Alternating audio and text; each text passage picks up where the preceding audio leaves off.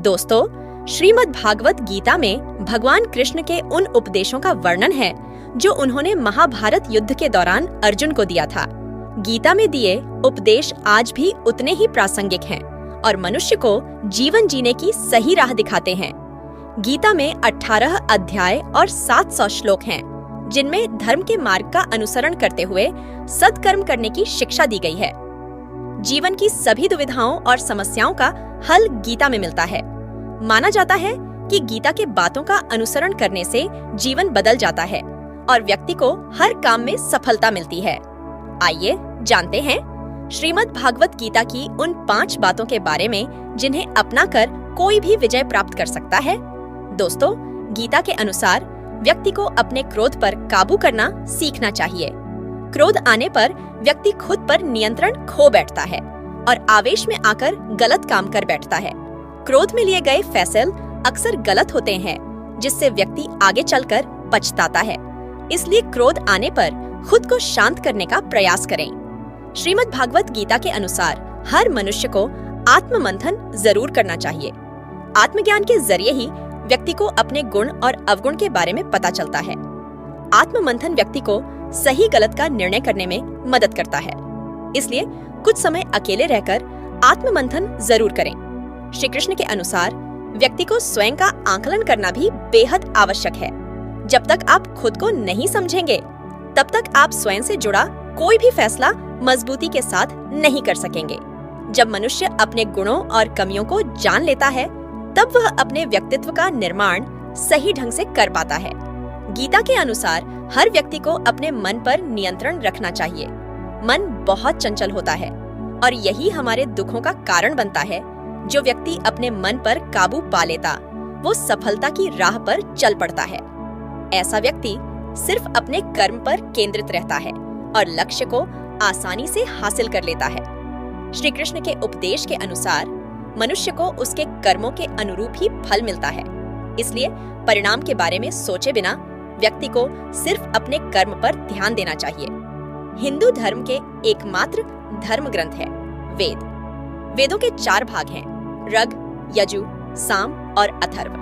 वेदों के सार को वेदांत या उपनिषद कहते हैं और उपनिषदों का सार या निचोड़ गीता में है।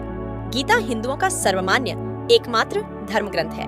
गीता के ज्ञान को भगवान श्री कृष्ण ने अर्जुन से कुरुक्षेत्र में खड़े होकर दिया था। यह श्री कृष्ण अर्जुन संवाद नाम से विख्यात है। वैसे तो गीता श्री कृष्ण और अर्जुन के बीच हुआ एक संवाद है, लेकिन कहते हैं कि भगवान श्री कृष्ण के माध्यम से उस काल रूप परम परमेश्वर ने गीता का ज्ञान विश्व को दिया। श्री कृष्ण उस समय योगारूढ़ थे। गीता के 4 अध्याय में कृष्ण जी कहते हैं कि पूर्व काल में यह योग मैंने विवस्वान को बताया था। विवस्वान ने मनु से कहा, मनु ने इक्ष्वाकु को बताया। यूं पीढ़ी दर पीढ़ी परंपरा से प्राप्त इस ज्ञान को राजर्षियों ने जाना पर कालांतर में यह योग लुप्त हो गया और अब उस पुराने योग को ही तुम्हें पुण्य बता रहा हूँ। परंपरा से यह ज्ञान सबसे पहले विवस्वान सूर्य को मिला था, जिसके पुत्र वैवस्वत मनु थे। श्री कृष्ण के गुरु घोर अंगिरस थे।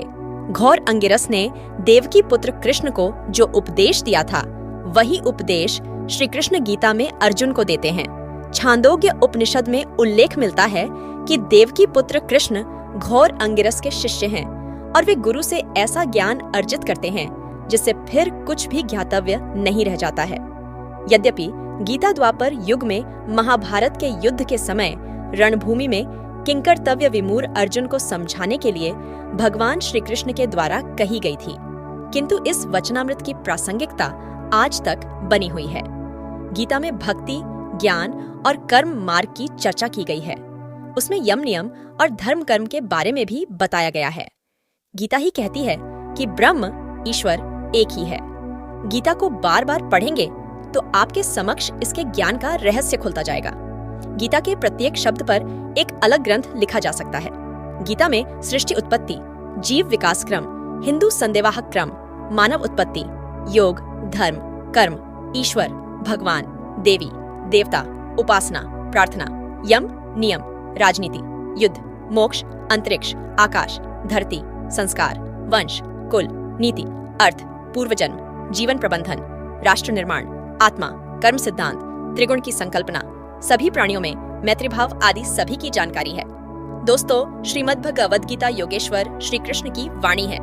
इसके प्रत्येक श्लोक में ज्ञान रूपी प्रकाश है, जिसके प्रस्फुटित होते ही अज्ञान का अंधकार नष्ट हो जाता है। ज्ञान भक्ति कर्म योग मार्गों की विस्तृत व्याख्या की गई है। इन मार्गों पर चलने से व्यक्ति निश्चित ही परम पद का अधिकारी बन जाता है। किस समय किसने गीता को महाभारत से अलग कर एक स्वतंत्र ग्रंथ का रूप दिया, इसका कोई प्रमाण कहीं नहीं मिलता।